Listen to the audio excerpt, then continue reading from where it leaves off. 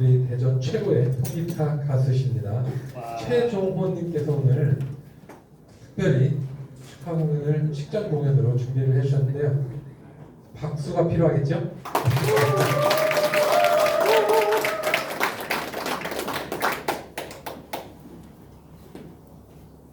네, 안녕하세요. 저는 싱어송라이터 최종호라고 합니다.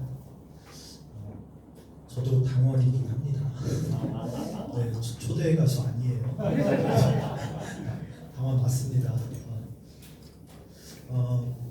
어제 이렇게 처음 이런 자리에서 이렇게 노래를 하게 됐는데 굉장히 어제는 좀 뭐랄까 좀 당황스럽고 그랬습니다. 근데 오늘은 또 어제 한번 해서 그런지 긴장도 풀리고 네. 네, 저는 어쨌든 대전에서 활동하고 있는 싱어송라이터 최종호고요. 먼저 어제는 송창식의 내 나라 내 교회라는 노래를 먼저 불러드렸는데 어제 또 참석하신 분들이 계시기 때문에 두 번 또 연속해서 같은 곡을 부르면 좀 네, 물론 우리 의원님께서 좋아하시는 상록수능은 다시 한번 또 하도록 하겠습니다. 네, 오늘 첫 곡은 양희은의 아침 이슬 여러분들하고 같이 하겠습니다.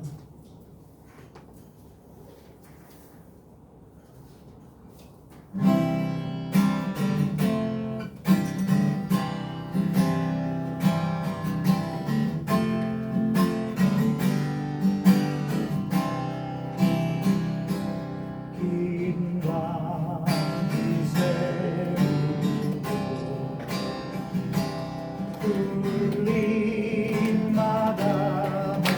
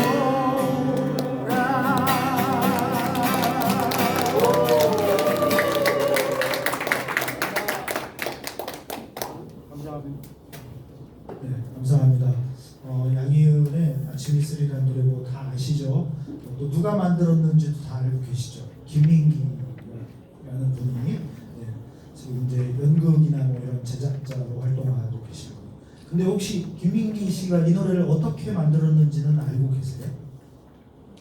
그 에피소드 알고 계신 분 있으신가요? 의원님 모르세요?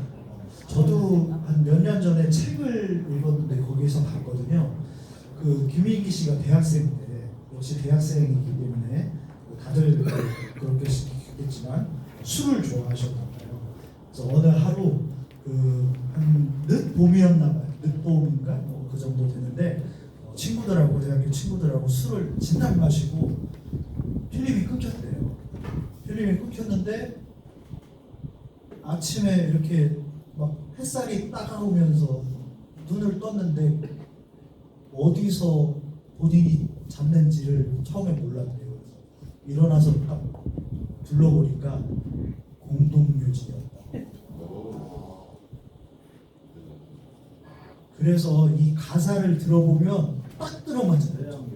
예, 태양은 묘지 위에 붉게 타오르고 한낮에 찌는 더위는 햇살이 뜨니까 이제 그런 약간 더운 그런 느낌도 있었고 그랬나 봅니다. 그래서 저도 그 내용을 읽고서 정말 이게 사실인가? 그러면 우리가 이렇게 부르는 그 의미하고는 전혀 좀 생뚱맞은 그런 노래이지 않을까. 근데 어쨌든 우리는 그 양희은 씨가 이 노래를 부르면서 이렇게 또 의미 있는 그런 행사에서 우리 많이 부르게 되잖아요. 그런 에피소드가 있었는지 저도 한 몇 년 전에 책을 하나 보다가 알게 됐습니다. 중간에 한번 말씀드리면 재밌을 것 같아서 말씀드렸고요.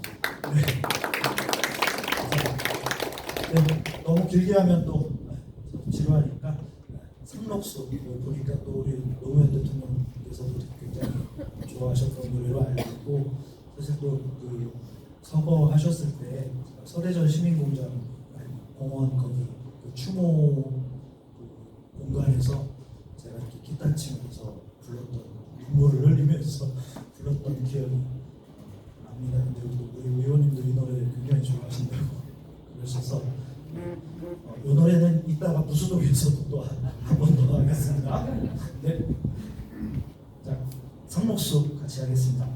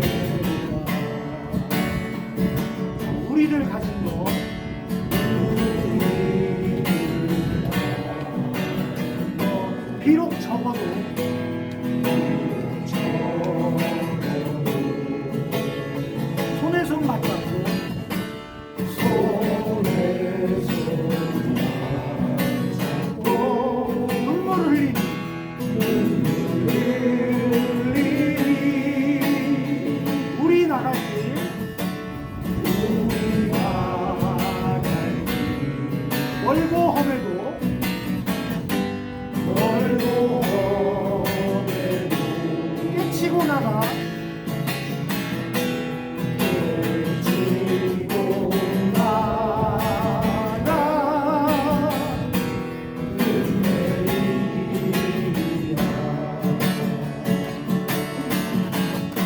은혜이야 우리가 비록 적어도 손에 손 맞잡고 손에 손 맞잡고 눈물 흘리니 우리가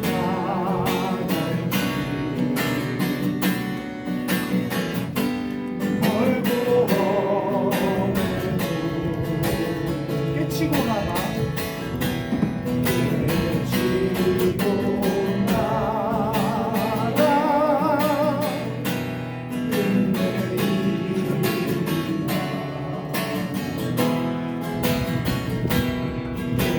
깨치고 나가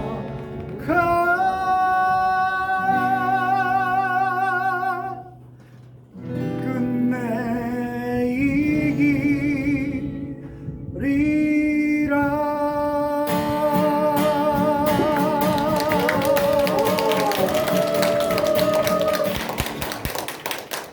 감사합니다. 네, 감사합니다. 우리 대전 최고의 싱어송라이터 최종호 통기타 가수님이셨는데 다시 한번 큰 박수 부탁드리겠습니다. 우리 최종호님 노래방 가면 접은 노래도 있고요. 앨범도 여러 번 냈어요. 저와는 한 20여 년 전에 더 본이라는 그룹으로 활동할 때 저와 함께 했었던 그런 역사가 있는데 네. 아주 대전에서는 최고로 유명한 그리고 음악계에서 아주 실력으로 이렇게 인정받으시는 분들. 박수 한번 더 주세요. 이제 막 얘기하다 보니까 일단 무슨 음악을 한번 더 부탁드립니다. 네. 자, 그럼 지금부터 본격적으로 시작하도록 하겠습니다. 오늘 사회를 맡은 저는 황나우 캠 열심히 모시고 있는 장진석 비서관입니다. 만나서 반갑습니다. 네, 먼저 국민 의례가 있겠습니다. 모두 자리에서 일어나 정면 화면에 태극기를 네 도와주시면 감사하겠습니다. 국회에 대하여 경례.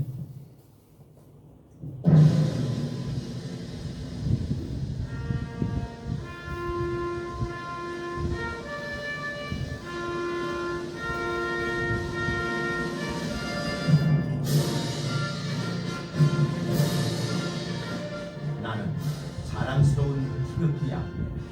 자유롭고 정의로운 대한민국의 무궁한 영광을 위해 충성을 다할 것을 굳게 다짐합니다.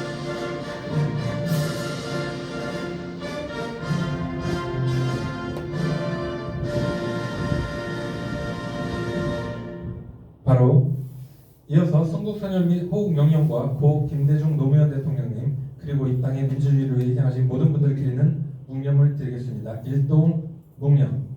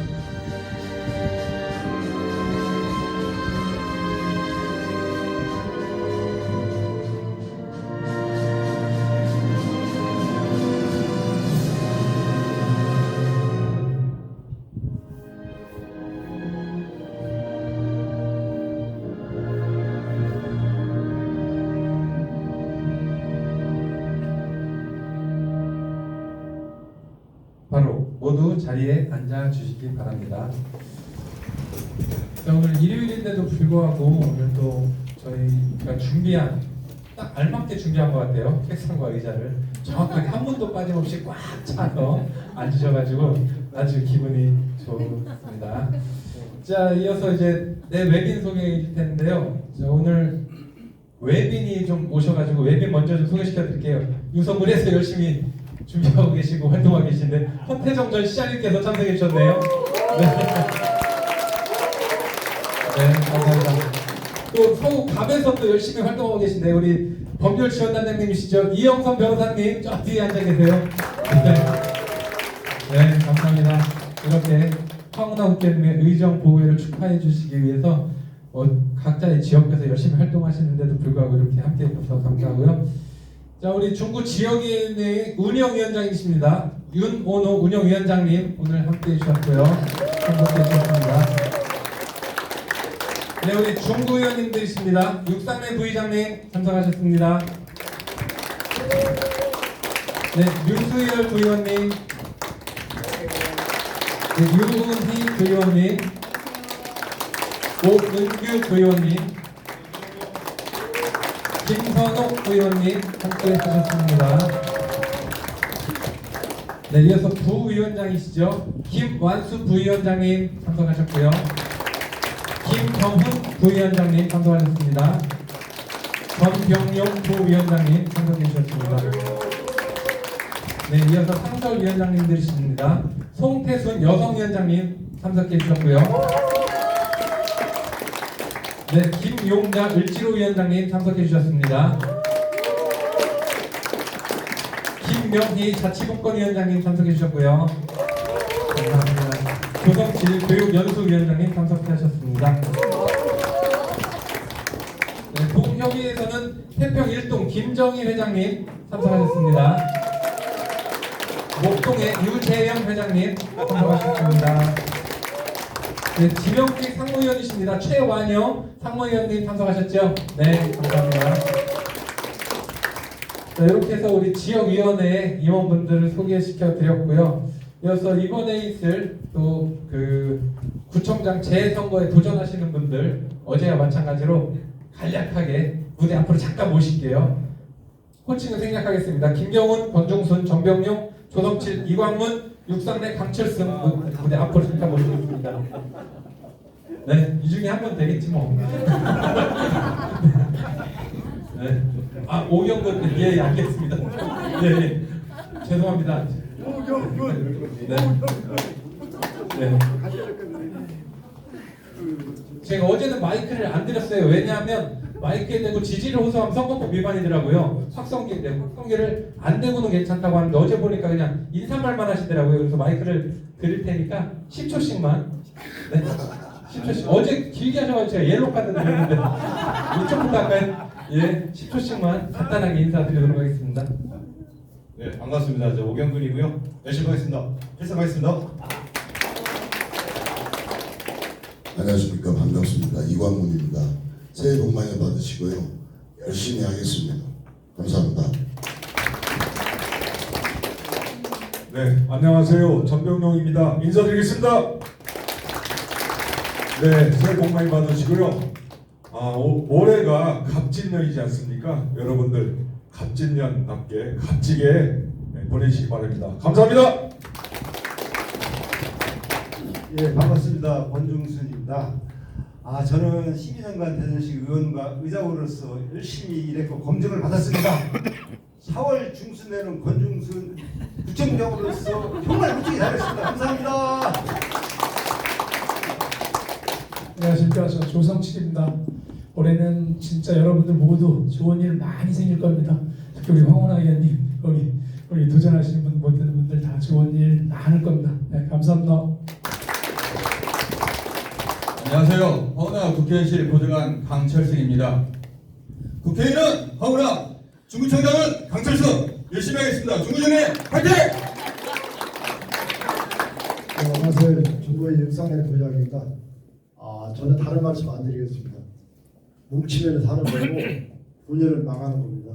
여러분들 우리 단결해서 민주당이 승리하는 그런 당이 됐으면 좋겠습니다. 고맙습니다. 예, 반갑습니다. 저번 지방선거 때 낙선한 김경훈입니다. 꽃을 피우는 것은 폭풍이 아니라 잔잔한 비라고 합니다. 내년 올 4월 총선은 정말 우리나라 역대에서 가장 중요한 선거라고 생각합니다. 제가 잔잔한 비가 돼서 대전시 전 지역구에 다 총선 승리를 할 수 있도록 잔잔한 비가 되겠습니다. 제가 황은아 하면 으라차차, 우리 또 허태정 전 시장님께서 허태정 하면 으라차차 한번 해주십시오. 황은아! 허태정! 새해 복 많이 받으십시오.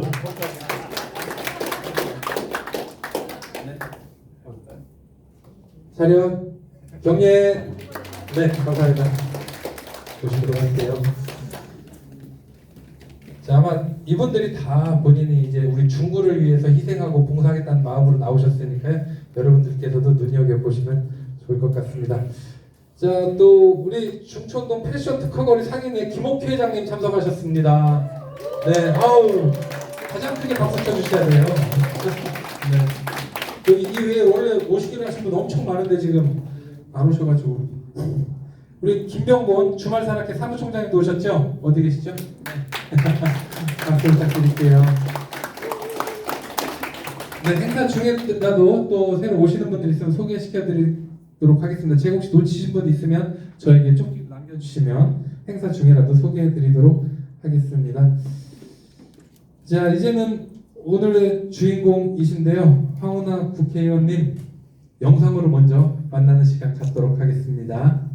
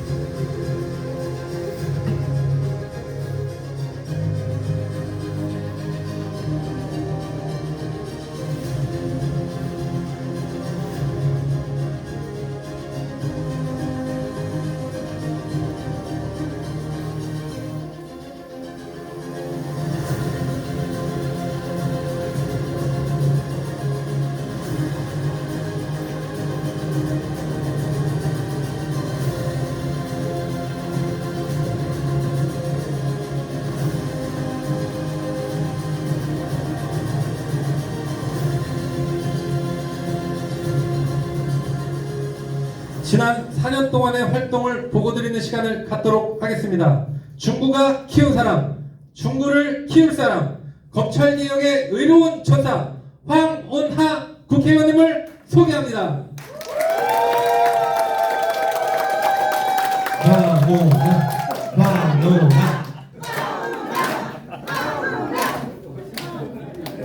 여러분, 연호가 지금 선거법 위반이라고 어제 말씀드렸는데 네.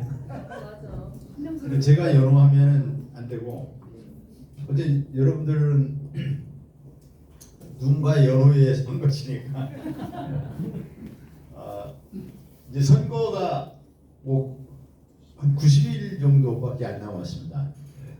의정부고회를 할 수 있는 기간이 내일 모레까지인가 얼마 안 남았습니다. 그래서 이번 주에 의정부고회가 집중적으로 열립니다. 저도 어제 김용민 의원 의정부고회를 제가 갔다 왔습니다. 남양주에서 한 의정부고회 갔다 왔는데, 김용민 의원은 저와 아주 특별한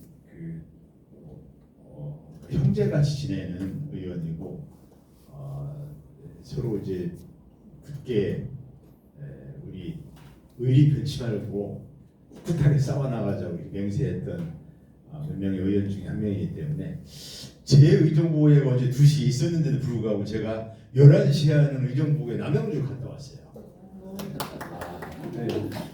그래서 막 허겁지겁 2시에 의정부회에 가까스로 도착해서 어제 성공적으로 의정부회를 잘 마쳤습니다. 의정부회는 대규모로 하는 의정부회가 있고, 이렇게 동네를 찾아다니면서 하는 의정부가 있고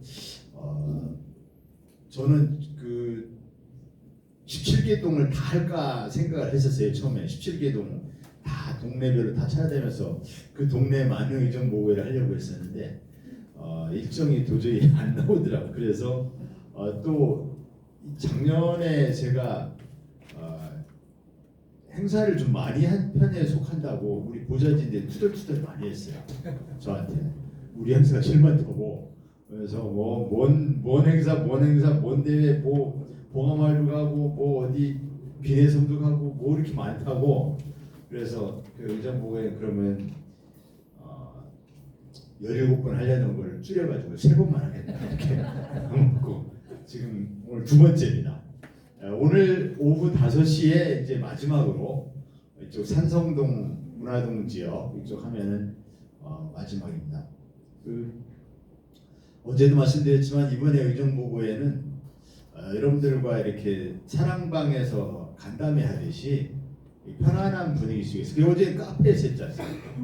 편안한 분위기 속에서 저 국회의원이 4년 동안 뭘 했대야 이런 거 한번 편안하게 들어보시고 또 궁금한 건 한번 질문 내주시고 그런 좀 실속 있는 자리를 마련하려고 이렇게 기획을 그렇게 했습니다.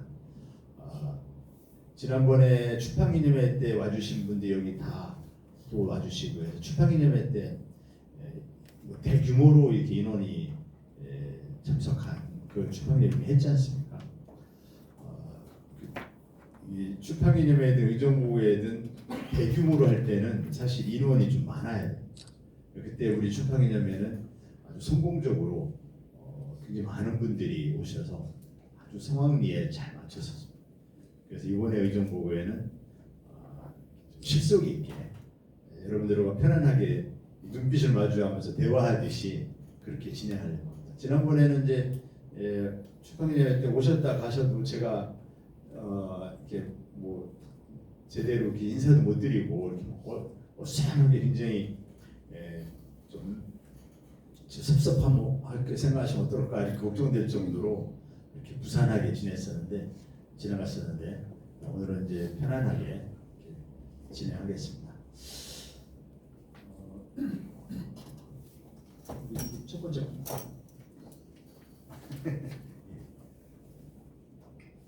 여러분 국회의원이 하는 일이 뭡니까? 국회의원은 첫 번째 하는 일은 법을 만드는 일이잖아요. 국회의원은 첫 번째는 나라를 위한 일뿐입니다. 동시에 지역을 위한 일뿐이기도 하지만 첫 번째 임무는 나라를 위한 일뿐이죠. 그래서 지역을 위한 무슨 일을 했느냐 못지않게 대한민국의 미래를 위해서 무슨 일을 했느냐 국가적인 과제를 위해서 무슨 일을 하고 어떠한 성과를 내는가 이것이 국회의원 활동 중에 굉장히 중요한 부분이라고 생각합니다. 그래서 대한민국의 미래를 위해서 예컨대 저출산 문제, 고령화 문제, 양극화 문제, 기후위기 문제, 그다음에 남북 문제, 외교, 안보 등 여러 가지 문제가 있을 수 있죠. 또 정치개혁 문제, 선거제도 문제, 이 우리 사회가 당면하고 있는 여러 가지 난제 중에 그 중에 국회가 해결해야 될 그런 난제들이 정말 많습니다. 저는 지난 총선 때 3가지를 유권자 시민들에게 약속하고 그 약속을 실천하겠다고 하고 국회의원 선거에 출마했습니다. 3가지 약속 중에 첫 번째가 정치 개혁이었습니다. 정치 개혁. 정치가 지금 양극화되어 있고 보수 진보 양쪽으로 완전히 지금 진영 돌리고 국민들이 다 반으로 쫙 갈린 느낌이 들지 않아요? 상대방을 무조건 배척하고 나와 반대쪽에 있는 사람 얘기 아예 들으려고도 안 하고 그리고 또 우리 편이라고 생각되면 무조건 지지해주고 하는 그런 극단적인 진영 돌리로 지금 국민들이 양분되어 있습니다. 이것은 정치제도 문제거든요. 정치개혁 문제. 이번에 이재명 대표의 테러도 원인은 따지고 보면 극단적인 진영들을 만들어낸 정치제도, 정치문화 탓입니다. 그래서 그런 정치개혁을 어떻게 할 것인지, 그 다음에 그것이 선거제도에서 기인한 거 아닌가 해서 어떻게 하면은 이 주민들의 의사가 제대로 반영이 될 수 있는 선거제도를 만들 것인가. 저는 지금과 같은 선거제도에 동의 안 합니다.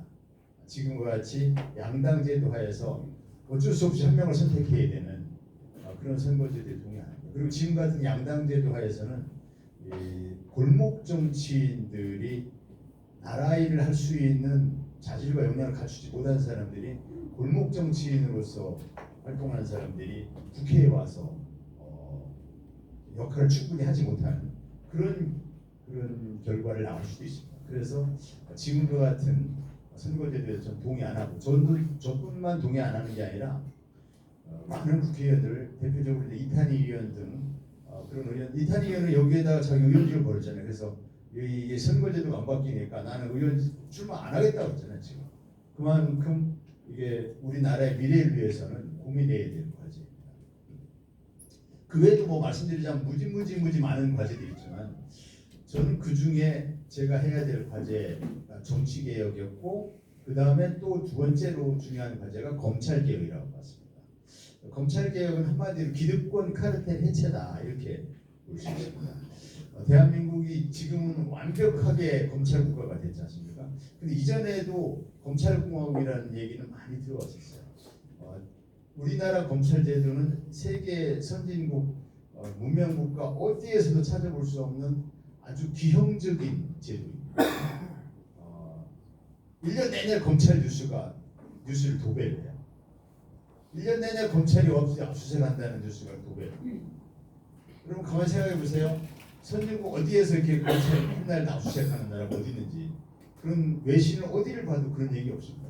그러면 우리나라만 부패돼 있고 우리나라만 범죄가 많고 외국은 범죄 없고 부패가 없어요, 그렇습니까? 그렇지 않습니다. 우리나라 검찰이 유독 많은 권력을 가지고 윤활을 떨어가지고 대한민국을 쥐락펴락하려고 하니까, 대한민국 툭하면 검찰이 압수수색을 해서 선거도 자주유지하고, 세상에 어느 나라가 검찰총장 했던 사람이 대통령으로 지켜나는 나라가 어디 있겠습니까? 선진국에서 이게 가능한 일입니다. 그 다음에 검사하다가 법무장관 된 사람이 갑자기 여당의 대표가 되는 나라가 어디 있습니까? 지금 여당 국민의힘은 이전에는 윤석열 검찰총장이 갑자기 나타나서 당을 접수해버렸어요. 지금은 검사 출신 한동훈이라는 사람이 갑자기 비대위원장 맡아서 당을 접수해버렸어요. 엄청나게 창피한 것 아닙니까? 검사 출신들이 와서 그냥 갑자기 낙하산으로 와서 당을 접수를 해버리는 거예요. 이게 다 검찰 개혁을 해야 하는 당위성을 설명하는 그런 상황 중에 하나라고 봅니다. 저는 사실 지나온 제 인생이 정치 인생 말고 저의 인생이 검찰과의 싸움의 역사다, 이렇게 저는 보고 있습니다. 실제로 저는 1999년부터 검찰과 본격적으로 싸우기 시작해서 지금 한 25년째 검찰하고 계속 싸우고 있습니다. 검찰과 싸우는 게 굉장히 피곤한 일입니다. 엄청나게 피곤한 일이에요. 탈탈 털리죠. 탈탈 털려도 검찰이 한테 제가 털끝만큼도 검찰한테 꼬투리 잡힐 일이 없었는데, 이 검찰이 하다 안 되니까 제가 정상적으로 부패비리 수사한 것을 선거 개입 수사로 둔갑시켜가지고 이제 저를 괴롭히더라고요. 울산경찰청장 할 때 제가 검사들이 고래고기 환부 사건 가지고 제가 수사를 했었어요. 경찰이 현직 검사들 상대로 수사한 예가 없습니다. 근데 수사가 제대로 되지도 않아요. 수사가 제대로 되려면 압수수색 영장이 수사의 시작인데, 압수수색 영장에 대해서 영장을 법원에 보내서 법원이 영장을 발부해줘야 되는데, 영장을 법원에 보낼 수 있는 이른바 영장을 청구할 수 있는 권한을 검사가 독점을 하고 있어요. 문을 딱 닫고 있는 거예요. 검사의 계좌 압수수색은 이놈들이 다 막는 겁니다. 이 수사가 진행이 안 되죠. 진행이 제대로 되지 않았어요. 그렇지만 그때 울산지검 검사들이 엄청나게 망신을 당했어요. MBC PD수첩에서도 이렇게 아주 심층 보도를 하고 이러면서 울산 검찰이 부패 집단으로 이렇게 많이 보도가 돼서 울산 검찰이 양심을 품고 있었죠. 양심을 품고 있는 제가 울산 경찰청장으로 가서 그 사건과 동시에 했던 사건이 또 당시 울산시장 김기현의 부패 비리 수였어요. 토착 비리에 대한 얘기가 엄청 많더라고요. 그래서 이제 김기현을 수사를 했는데 김기현 수사가 그때가 김기현 수사 시작한 게 다음 해가 이제 지방선거였는데 그 수사가 다음 해 지방선거까지 쭉 이어졌죠. 그랬더니 김기현을 떨어뜨리기 위한 수사를 했다라고 해서 그거를 저를 엮은 거예요. 제가 이게 말이 안 되는 거예요. 그 말이 안 되니까 뭐 청와대하고 짝짝꿍을 했는데 이런 얘기인데 그거는 전혀 완전히 소설 얘기고 전혀 근거 없는 것이 다 밝혀집니다. 그런데도 어쨌든 이 친구들이 기소를 하고 해서 이게 괴롭힘을 당하고 있습니다. 아무튼 그 얘기 또 나중에 마무리할 때 좀 더 하기라고. 그래서 검찰과 제가 25년 가까이 싸우면서 국회에 가서 가장 첫 번째 해야 할 일은 검찰개혁입법을 완성하는 일이다 이렇게 생각했습니다. 그다음에 아까 제가 세 가지 과제를 얘기했잖아요. 하나 정치개혁, 두 번째 검찰개혁. 이게 다 국가를 위한 문제예요. 그렇지만 국회에는 동시에 지역을 위한 일꾼이기도 하기 때문에 지역 주민들은 우리 중부를 위해서 일 좀 해줘. 이 바람도 당연히 갖고 있지 않습니까? 그래서 압수된 중부를 부흥시켜요. 나는 중부 부흥. 중부는 약 40년 동안 정체된 상태로 원부심으로 전락한 상태로 쇠락해 있는 그것이 현재 중부의 현주소입니다. 이 중부의 압수된 40년 이것을 어떻게 하면 부흥시켜서 옛 중부의 자부심을 되찾을 수 있을 것인가. 지난 4년 동안 조금 이따 제가 말씀드리겠지만 열심히 했습니다. 그래서 그에 대한 상당한 성과가 나타나고 있다고 생각합니다. 세 가지를 목표로 해서 지난 총선 때 주위 후보자들에게 약속을 드렸었고 그중 첫 번째 검찰개혁 과제였죠. 검찰개혁은 뭘 검찰개혁이라고 하느냐. 한마디로 검찰은 수사는 하면 안 되고 기소를 담당해라. 그게 글로벌 스탠다드다. 세계 선진국 어느 나라도 검찰이 수사한다는 겁니다. 왜 검찰이 수사 안 하겠습니까? 우리나라 검사 똑똑하고 그 나라 검사 똑똑하지 않아서? 그게 아니죠. 검사가 수사까지 하면 검사가 무소불위 기관이 될 수밖에 없습니다. 검사가 수사까지 하는 순간 검사가 부패될 수밖에 없어요. 검사 수사까지 하면 사건을 만들 수밖에 없습니다. 원래 수사를 한 것을 제대로 수사했는지 걸러주는 데가 기소기관이에요. 근데 목표를 정해놓고 나 기소할 거야. 저 사람 기소할 거야. 목표를 정해놓고 꽤 맞춰 수사를. 그래서 수사권과 기소권을 한 기관에 주면 안 된다. 수사권과 기소권을 분리시켜야 된다. 이게 검찰개혁의 핵심입니다. 그 수사기술을 분리하기 위해서 제가 중대범죄수사청이라는 법을 발의한 거죠.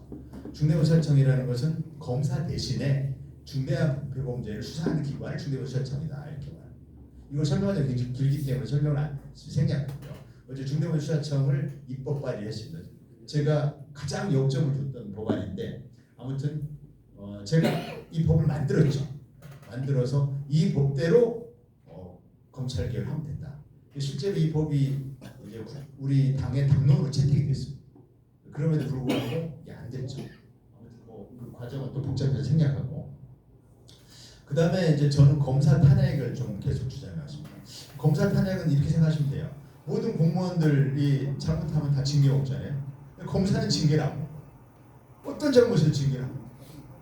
그 대신 헌법에서 검사가 잘못하면 국회가 징계해라 이렇게 만들어준 제도가 바로 검사 탄핵 제도예요. 이걸 활용을 안 한다는 것은 국회가 징계를 합니다. 검사들이 얼마나 잘못이 많은데 황당무계한 잘못이 얼마나 많은데 일반 공무원이 바로 파면될 잘못이 얼마나 많은데 이 사람들이 징계를 하나도 안 먹는 거예요. 그리고 슬그머니 옷 벗고 나가서 사표 내고 나가서 전관 예우 받으면서 수십억 사표 내고 나가자마자 수십억을 벌어들여요. 이 너무 잘못된 제도잖아요. 그래서 검사들이 현직에 있을 때 잘못하면 바로 탄핵을 하죠. 탄핵을 하면은 무슨 효과가 생기냐면 탄핵당하면 그래서 탄핵을 통해서 파면을 당하면 이 검사가 5년 동안 변호사 개혁을 못합니다. 검사들이 제일 무서워해요. 탄핵을. 다른 건 안 무서워해요. 다른 건 안 무서워하는데 이거 탄핵당하면 5년 동안 변호사 개혁을 해요.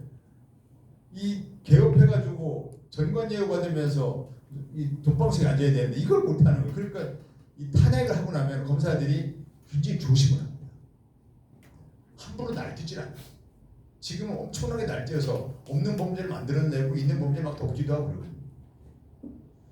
그래서 이정석 검사 탄핵했고 손준석 검사 탄핵에 앞장섰습니다. 그다음에 김건희 여사 특검, 김건희 여사 주가 조작의 증거가 다 나왔습니다. 근데 주가 조작의 증거 나왔는데 검찰이 무죄로 수사를 안 했어요. 최근에는 크리스찬 디올 가방까지 받았어요. 그런데 역대 어느 대통령도 자신이 재임 중에 자기 가족들의 수사를 막은 적이 없어요. 기억해 보세요. 김영삼 대통령 때도 아들을 다 감옥에 보냈습니다. 현직 대통령 때, DJ 때도 그랬어요. 다 그랬습니다. 근데 지금 이걸 자신의 배우자를 수사하는 것을 거부한다는 게 이게 말이 됩니다. 대장동 50억 클럽, 이건 한마디로 이재명 사건, 그 대장동 사건의 본질은 사실은 이재명이 아니라 다른 사람들의 부패 비리가 있죠. 검사들 등이 50억씩 나눠먹기로 했잖아요. 검사 출신 변호사 등이 이거 그 대장동의 김만배 일당 등이 돈을 많이 벌면 방패막이 역할을 해주고 50억씩 나눠먹는다. 50억씩 받기로 했어요. 이게 50억 클럽 사건. 이런 사건들이 수사가 안 되고 있으니까 국회의원이 하는 일은 아까 말씀드린 것처럼 법을 만드는 일, 그 다음에 행정부를 견제하는 일, 이렇게 크게 두 가지로 나눠볼 수 있습니다. 입법, 사법, 행정의 삼권 분립 국가에서 국회가 해야 하는 일은 행정부를 견제하는 것이죠. 대통령으로 대표되는 정부를 견제하는 일입니다. 정부를 견제하기 위해서 입법 활동도 하는 것이고 법대로 잘 행정을 해 나가는지, 법 집행해 나가는지 감시하는 것이죠. 저는 국회의원들이 그 법안 많이 발의하는데 이 건수가 평가 기준들이 법안 많이 발의한다. 근데 여러분들이 아마 내용을 아시면 이제 실망스러운 것도 많이 있습니다. 우리나라 국회의원이 법안 발의가 굉장히 미국의 국회의원들보다 수백 배가 많아요. 근데 그렇게 고질법이 많아서 그러냐면 그게 아니고 건수 때문에 글자 뭐 한 글자를 똑같은 의미인데 글자 하나 바꿔놓고 법안을 입법에 발의했다. 뭐 개정 안 됐다. 이런 그 법이 엄청납니다. 이게 법안 발의 내용을 보면 정말 이 국회의원이 이런 법 발의해야 되겠나? 이거 그냥 그 어디 저 사무처에다 맡겨가지고 저 오탄자 붙이라고 한 일을 그걸 법안 발의하는데 수십 개 수백 개. 저는 그런 법안 하나도 안 했습니다. 정말 내용이 있는 법안만 했어요. 아주 의미를 부여할 만한 법안. 그래서 77건에 또 적은 숫자가 아닙니다. 그 중에는 우리 기업은행을 대전으로 유치하는 법안, 스토킹 범죄를 처벌하는 법안, 영세 자영업자는 온라인 결제 수수료를 인하하는 법안, 대전에 우리 효문화진흥원 여기 지원할 수 있는 법안, 이런 내용이 아주 알찬 내용을 담은 정말 진심을 담은 77건 법안을 발의했습니다. 여기가 대전시당이죠. 대전시당. 제가 대전시당위원장에 출마해서 시당위원장을 맡아서 그래서 대전시당을 한번 잘 이끌어보겠다는 마음으로 시당위원 선거에 나서가지고 그 당시 66.8%의 득표로 시당위원 당선이 돼서 지금 대표적으로 그 전세 사기 피해 문제에 대해서 대전시당이 앞장서서 이 문제 해결에 노력을 기울이고 있습니다. 전세 사기가 대전에 피해자 굉장히 많습니다. 피해 규모도 크고 아주 그 피해자들 사연 들어보면은 아주 가슴이 무너져 내립니다. 대전에 그런 피해자가 많습니다. 근데도 이장호 대전시장이 손을 놓고 있어요. 너무 안타까워요.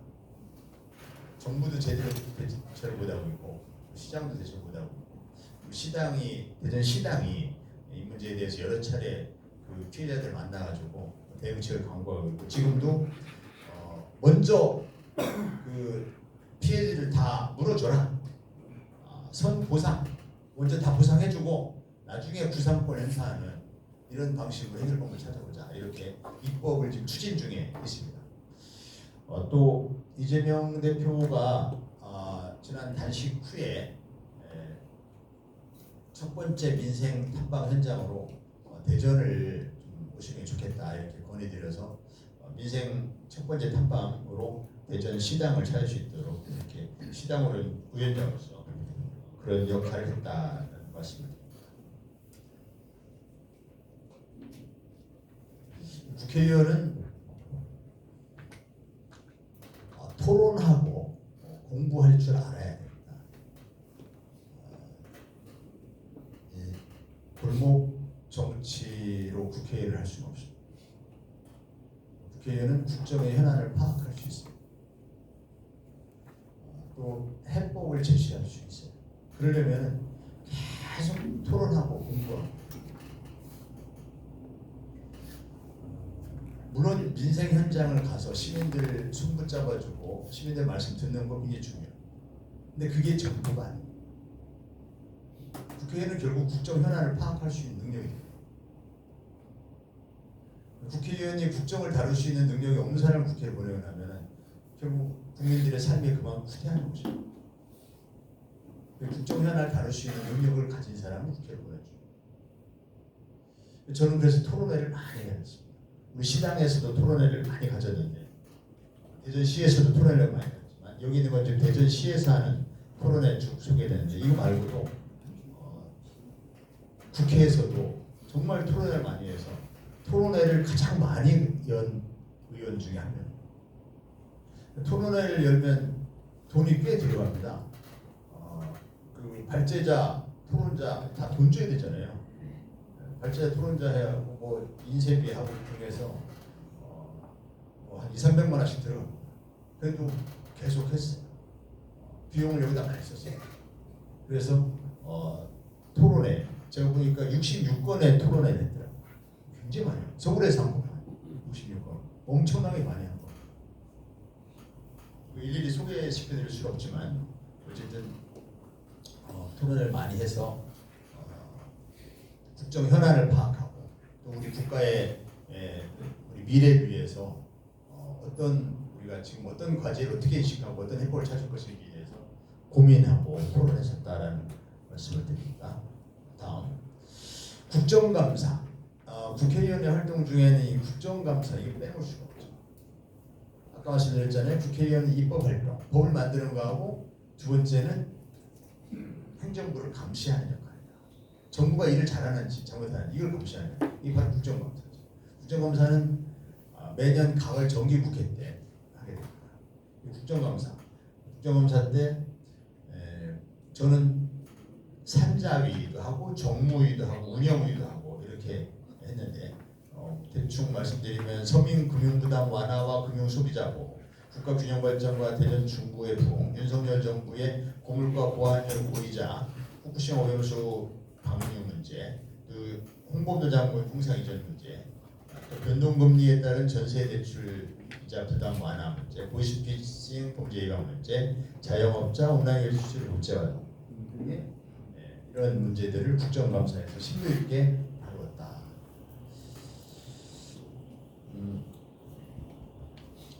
제가 국정감사한 것은 대부분 다 언론에 잘 보도가 됐습니다. 이게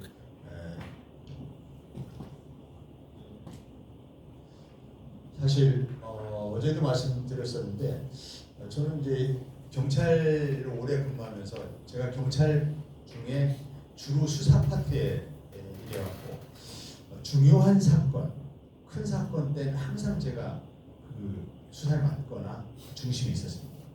그래서 늘 언론에 취재대행했었고 또 경찰 내부 문제나 언론과의 문제나 또는 뭐 당시 청와대 문제라든지 검찰과의 문제라든지 여기에서 항상 제가 경찰의 목소리를 좀 대변하는 역할을 해와서 언론에 자주 등장했었습니다. 사실은 정치에 오기 전보다 경찰에 있을 때 훨씬 더 언론에 많이 나왔었죠. 그래서 사실 이렇게 언론에 어디 보도되고 하는 것은 우리 시민들에게 다른 국회의원들 보니까 어디 잘 알려지지도 않은 어디 방송에 나가고 막 많이 알리더라고요. 어디 나가니까 좀 봐달라 뭐 이렇게 하면서 알리는데 전 제대로 알리진 않았는데 사실 굉장히 많이 이렇게 보도가 됐었습니다.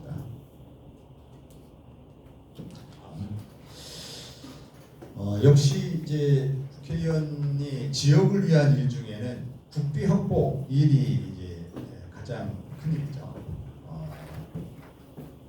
국회의원이 하는 일이 법을 만들고 행정부 감시를 하고 그 다음에는 국가 예산을 심사해서 또 결산을 심사하고 하는 그런 일을 하게 되는데 그 예산 심사를 국회에서 하다 보니까 그 과정에서 이제 행정부와 서로 협의를 해서 국비를 지역 발전을 위한 국비를 확보하는 일, 이게 국회의원이 해야 되는 아주 중요한 일 중에 하나이죠.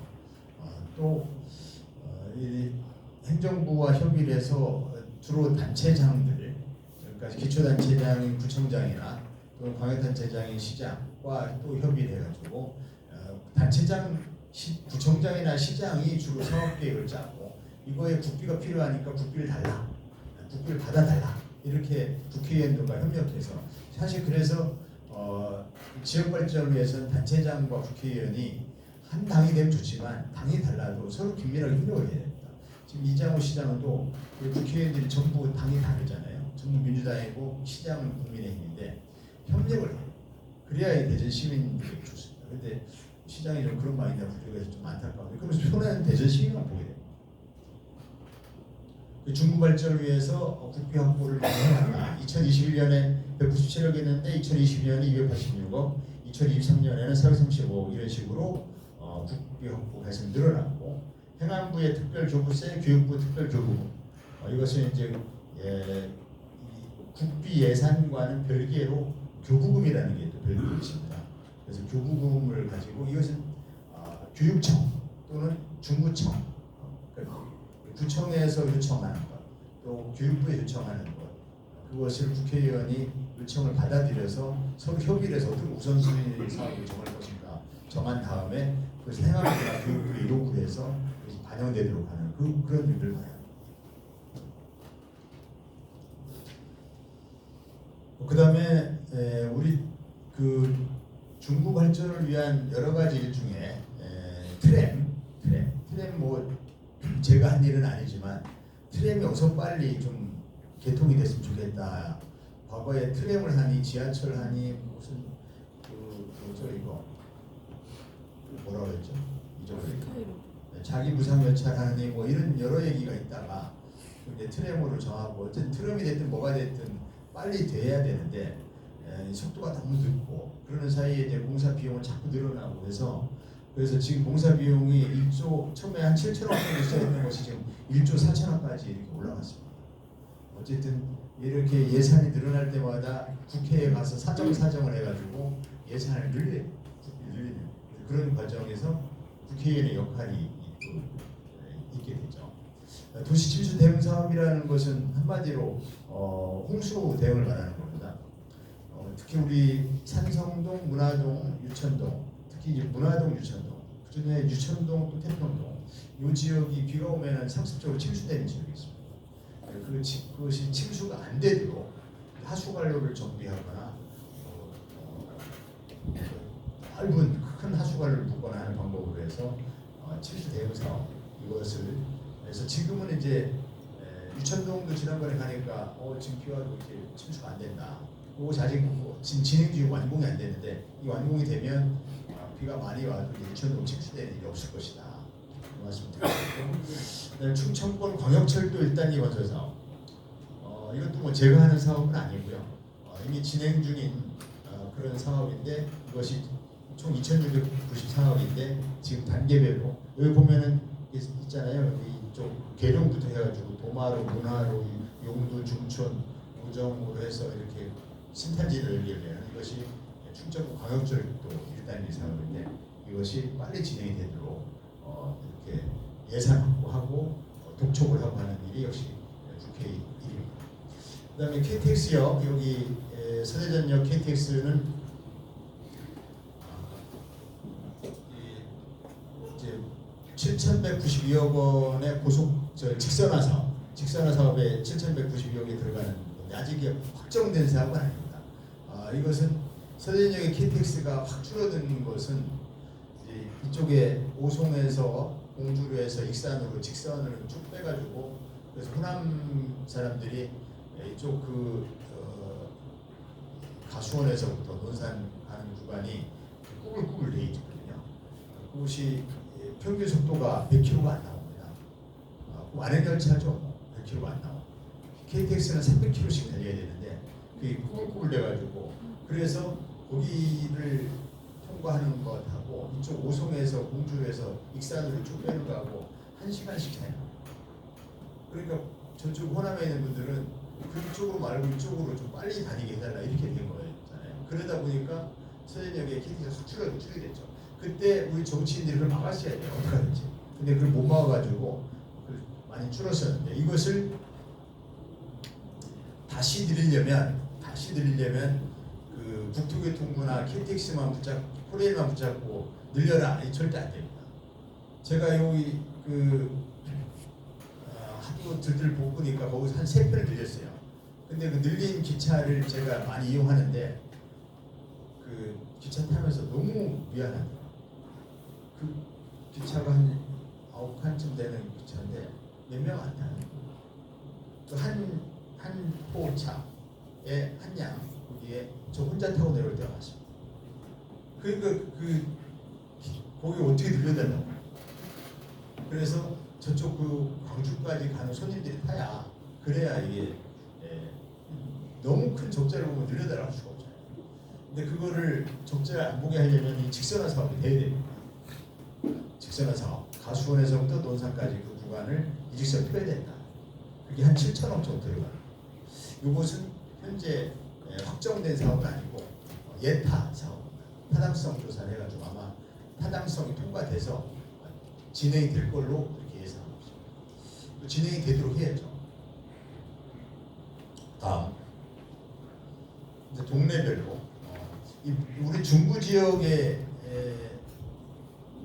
납부된 중부 하는데 납부된 중부에 어떻게 하면은 부응을 할 수 있을까? 여러 가지 생각할 수 있겠지만 일단은 재개발 재건축이 많이 돼야 그 다음에 중부에 특화된 중부만의 차별화된 특성을 잘 살려서 그래서 중부 부흥을 그것이 문화예술이라고 보는데요. 그렇게 해서 중부를 발전시켜야 되는 것이지 여기에 대전시청을 다시 이쪽으로 옮겨오자 이 말이 안 되는 소리잖아요. 그래서 그 재개발 재건축이 일단은 속도감 있게 진행되는 것 이것이 이제 중요하겠다. 서대전역 KTX를 증편하는 것 오류동 주민들에게는 이게 굉장히 절실한 문제고 오류동뿐 아니라 태평도도 마찬가지지만 그래서 아까 말씀드린 것처럼 3회를 늘렸었습니다. 주말 기준으로 해서 22회를 25회에 늘렸었는데 그보다는 평일날도 늘리고 더 많이 늘려달라 이렇게 요구를 하시는데 아까 말씀드린 것처럼 KTX가 엄청난 적자를 보고 있습니다. 그래서 한계가 있다. 결국은 직선화 것이 선행이 돼야 된다. 직선화된 이후에 이쪽 공주에서 익산으로 가는 거 못지않게 시간이 비슷해졌을 때 그때 그쪽 가는 거 이쪽하고 비슷하게 편수를 맞출 수가 있습니다. 그렇게 해야 한다. 다음 중천동은 도시재생 뉴딜 사업이 이미 마무리가 됐죠. 여기는 좀 더 예산을 좀 더 받아와서 조금 더 이왕 하는 걸 좀 더 크게 했었어야 되는데 여러 가지 아쉬움이 좀 많습니다. 중천동 주민들의 큰 숙제 중에 하나가 자유회관을 좀 리모델을 하든지 뭘 그 주민들을 위한 공간을 좀 활용하게 해달라. 중천동의 자유회관이 중천동에서 중심에 있습니다. 딱 중심에. 이 자유회관이 이게 한 10년대가 지어졌더라고요. 이게 건물 주인의 행안부입니다. 대전시가 아니죠. 그리고 그것이 옛 형무소, 대전 형무소 땅이잖아요. 다 행안부 땅. 이 어떻게 할 수가 없어요. 그 다음에 자유회관 건물 자체가 이게 그 문화재입니다. 문화재다 보니까 이게 또 문제가 돼요. 이거를 대전시가 매입하게 해가지고 그걸 새로 짓게 하는 방법을 이제 계속 제가 추진을 하다가 그러다 보니까 대전시가 돈이 없다. 우리 돈 없고 그다음에 지을 돈도 없고 거기 그 땅을 살 돈도 없다. 우리 못한다. 행안부는 뭐 대전시가 산다고도 안 하는데 뭐 우리 굳이 팔세가 없다. 이렇게 돼가지고 이게 전혀 진척이 없었어요. 그래서 그거를 행안부한테 쪼개서 좀 팔을 수 있냐? 쪼개서 좀 팔아라. 덩치가 너무 크니까 덩어리가 너무 크니까 쪼개서 팔아라. 자유회관 건물 땅만 팔아라 하니까 행안부가 안 된다고 하더니 나중에 자꾸 뭐라 하니까 그렇게 쪼개서 팔겠다고 했어요. 쪼개서 팔아서 그다음에 이제 그거를 헐고 새로 짓는 걸로. 근데 대전시가 돈이 없다고 그래서 저희 캠코 자산관리공사한테 이거를 지어주고 대전시한테 30년 동안 분할상환 받는 방식으로 한번 할 수 있겠냐니까 할 수 있겠다. 우리가 져주고 대전시부터 30년 동안 나눠서 받겠다. 이렇게 다 됐는데 이게 막 마지막에 가서 대전시한테 이제 장이 다 됐으니까 이제 이렇게 진행하자 보니까 문화재에서 안 된다. 처음에는 대전시가 의지가 없는 거 생각하고 막 뭐라고 이렇게 했더니 알고 실제로 문화재에서 안 된다. 그래가지고 그거를 헐고 그 높이 이상 못 짓는 거예요. 헐 수는 있는데 그 높이 이상 못 짓는 거예요.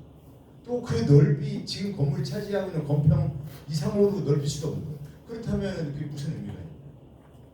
그래서 그럴 것 같으면 내가 리모델링을 하자. 그래서 리모델링을 하기 위해서 리모델링을 하기 위해서 이제 리모델링 비용을 기억이 잘 50억인가 이렇게 리모델링 비용을 해가지고 그래서 전체를 리모델링 그러니까 뼈대만 남기고 다 리모델링 하는데 그러면은 이제 주민들 위한 공간은 어디가 나오느냐 그 자유회관의 지하를 혹시 가보신 분 있나 모르겠는데 그 지하가 굉장히 넓습니다. 그리고 그 지하가 영화 찍는 데 같아요. 옛날에 고문하던 데도 있고 희한 그런 데인데 생각보다 굉장히 넓어요. 지금 거기가 비오면 침수되고 한 데 가지고 쓰지 못하고 귀신 나오는 데가 돼 있는데 거기를 그 전면적으로 리모델링 하면은 굉장히 많은 큰 지하 공간을 쓸 수 있고 그 지하 공간을 전부 주민들이 하는 커뮤니티 공간을 쓸 수 있습니다. 주민들이 여러 커뮤니티 공간을 활용할 수 있도록 애초에 이것도 그렇게 해서 리모델링 하자 이렇게 하니까 이번 예산에서 우리 민주당의 입장이 자유총연맹 거기가 자유총연맹이 들어와 있는 데잖아요. 자유총연맹 예산은 전액 삭감하기로 한 거예요. 왜냐하면 자유총연맹 이 기관이 이 사람들이 해서는 안 될 일을 작년에 기정한 겁니다. 내년 총선에 자유총연맹이 전면적으로 나서가지고 뭐 선거운동하자 이렇게 나선 거예요. 그게 말이 됩니까? 자유총연맹이 국민이 세금들 가지고 그 지원받으면서 한쪽 정당으로 선거운동한다는 게 말이 안 되잖아요. 그래서 그런 예산을 어떻게 정부 우리 국회에서 통과시키면서 자유총연맹 관련 예산 전부 삭감하기로 했어요. 이게 자유총연맹 건물이 들어와 있는 데를 리모델을 한다니까 민주당에서 그 삭감 이렇게 된 거예요.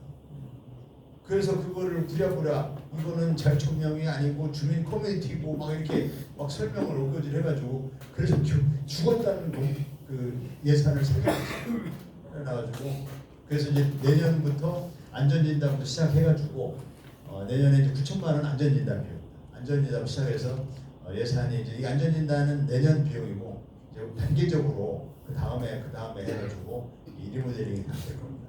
이런 데서 이제 주민들을 위한 그 복합 커뮤니티 공간으로 거듭 나게 될 것입니다. 물론 이제 완전히 헐고 넓게 지려고 했어요. 완전히 헐고 그 동사무소도 그쪽으로 옮기고 이렇게 하려고 했는데 그게 문화재라는 것 때문에 안 되더라고요. 안 돼가지고 어쩔 수 없이 지금 그렇게 됐습니다. 구립공공도서관 건립은 제가 하는 일이 아니고 구청 소관입니다. 구립도서관. 이것은 이제 중천공원에 하려고 했다가 중천공원에 무슨 뭐 음악당이니 뭐 미술관이니 뭐 이런 하면서 이게 이제 지금 표류하고 있다고 들었어요. 근데 음악당연히 미술관이 하는 것이 뭐 되면 좋죠. 근데 저는 그게 실현 가능할까 의문입니다. 그래서 재원 마련 계획이 뭔지 저는 모르겠어요. 대전의 중천동에 뭐 1,몇백억, 뭐 2천억, 3천억, 뭐 수천억 그냥 막 부르더라고. 근데 그게 실현 가능할까? 시장 임기 내에 설계를 시장 임기 내에 그 사업을 확장시킬 수 있을까? 저는 우리 선거를 의식한 선심용 한마디로 뻥튀기다 이렇게 저는 의구심이 들어요. 실현 가능성이 거의 없는. 고문산도 그렇습니다. 고문산도 실현 가능성이 거의 없는 얘기예요. 실현 가능성이 없는 얘기 가지고 주민들 환심을 사. 그러고서 임기 끝나. 흐지부지 돼. 선거 때 딱 써먹고 그 뒤에 없는 게 없던 얘기예요. 이런 일 해서는 안 돼요. 단 1억 원이라도 실현 가능한 얘기를 해줘요. 중천동 공원에 뭐 구립공공도서관 건립은 지금도 이것도 예산이 안 쓴 걸로 알아요. 그런데 어쨌든 국민들한테 구립도서관이라도 하나 몇백억짜리라도 하나 제대로 들어오는 게 그게 실현 가능하다면 그거라도 해야지. 불실현될지 거의 불가능해 보이는 뭐 수천억 들여서 음악당연히 미술관 어느 지자체인들 수천억 들여서 안 찍고 싶은 데가 어디 있겠어요? 근데 그 타당성이 있어야 하는 거 아닙니까? 사업 타당성. 대전제가 사업 타당성이 있어야 돼요. 중천초 천장 교체 사업 뭐 이런 것은 국회의원이 그 교육청과 상의돼서 교육청에서 요청을 하면 국회의원이 교육부에 요청하는 방식으로 이렇게 해서 진행하는 국비홍보 사업입니다. 용두동 재개발은 지금 차질 없이 지금 진행이 되고 있습니다. 아까도 말씀드렸지만 우리 중구가 재개발 재건축 차질로 진행되는 것 이것이 굉장히 중요한 거죠. 중구가 다른 지역보다 재개발 재건축이 굉장히 속도가 느리고 인허가가 굉장히 까다롭고 힘들다 이런 얘기가 많아요. 저는 이것이 중구의 구 행정 문화라고 봅니다. 행정 문화. 행정학에서 보면 공무원들이 어느 조직에서 그 일을 할 때 그 조직 문화에 영향을 받습니다. 그 조직 문화는 상당 기간에 걸쳐서 이게 형성돼서 그래서 그 사람들의 의식과 관행을 지배했거든요. 이 중구청 공무원들이 어느 순간 인허가에 있어서 굉장히 좀 속도가 느린 일처리, 뭐랄까 그 무사일란 태도 이런 것이 몸에 밴 조직 문화로 형성된 걸로 저는 봅니다. 그래서 이 재개발 재건축이 속도감을 낼 수 있는 행정 혁신이 필요합니다. 여기 구청장 후보님들이 많이 와 계신데 어느 분이시든지 구청장이 되시면 구청 행정 혁신해야 됩니다. 구청 공무원들 마인드를 혁신적으로 바꿔야 됩니다. 다음 태평일동은 이제 동사무소가 지금 짓고 있죠. 이런 것도 주민들의 관심사이기 때문에 거기 뭐 동사무소 이런 것은 구청이 중심돼서 하는 일입니다. 그렇지만은 국회의원은 옆에서 거두는 수준이죠. 전 제가 안 한 일을 가지고 제가 한 것처럼 포장을 하진 않습니다. 또 실현 가능하지도 않은 일을 될 것처럼 얘기하지도 않습니다. 어쨌든 이거는 주민들의 관심사이기 때문에 말씀드렸고,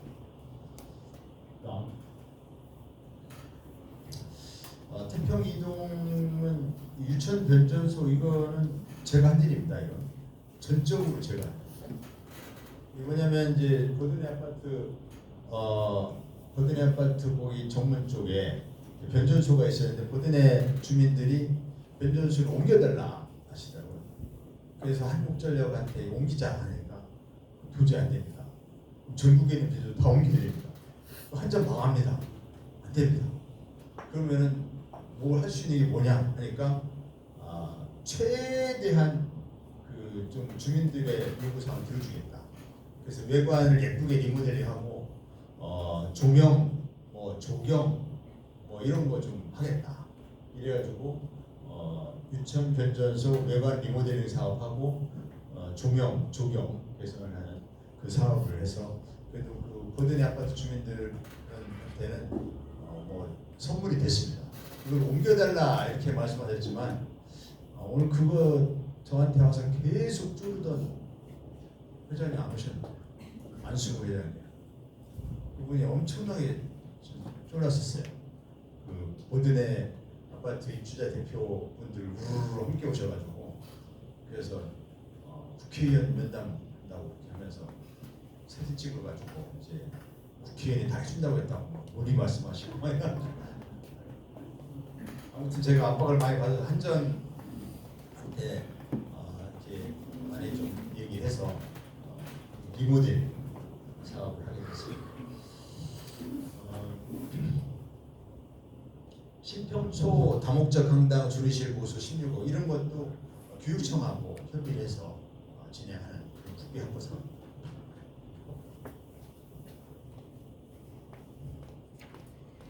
이제 시간이 많이 됐네요. 원래 1시간만 하기로 예정되어 있었는데 어저께는 1시간 안 하고 다 끝냈는데 오늘 많이 길어졌네. 어저께는 5분 전에 다 끝냈었는데 오늘 말이 길어졌네요. 아무튼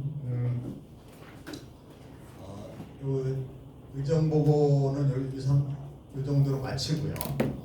어저께도 이게 오신 분들이 궁금해하시는 것 같아서 제가 좀 설명을 좀 드리는 게 좋겠다 해서 좀 설명을 드렸더니 어제 끝나고 설명 잘 들었다고 꼭 필요했다 이렇게 말씀을 하셔서 조금 설명을 드리겠습니다. 제가 그 지난달에 법원에서 이제 1심 판결을 어떻게 받아가지고 그때 이제 걱정을 많이 하신다는 얘기 들었습니다. 결론적으로는 걱정하실 일은 아니고요. 근데 사실 걱정할 일이기도 하죠. 걱정할 일이 아닌 건 아니고 걱정할 일이기도 하고 걱정 안 할 일이기도 한데 그것은 아까 말씀드린 것처럼 제가 오랜 기간 검찰하고 싸우다 보니까 검찰이 한마디로 이제 보복 기소를 한 거죠. 근데 보복 기소가 설마 법원에서 유죄가 되냐 전혀 그런 생각을 한 번도 해본 적이 없었습니다.